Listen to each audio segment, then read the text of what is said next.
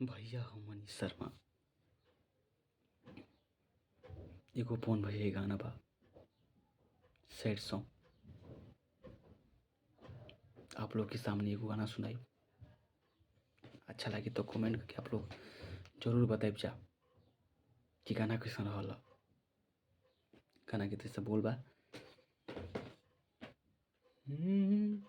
Phone कह के मना कइनी, जनुआ के बड़ी समझाइनी, मानल ना बात हमार, ओकरा त रहे बेचैनी। होता बवाल यही जा, सोची सोची जिया घबराता। अंगना में गहना पायल छाक छिटाता, दुआरा में जनुआ पिटाता, दुआरा में जनुआ पिटाता। थोड़ा सा अंतरा में किसी बा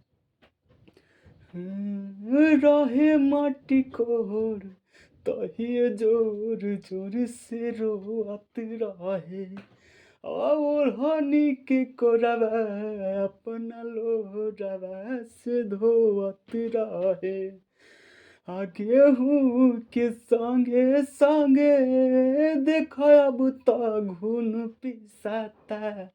अंगना में गहना पायल छाक छिटाता, दुआरा में जनुआ पिटाता, दुआरा में जनुआ पिटाता।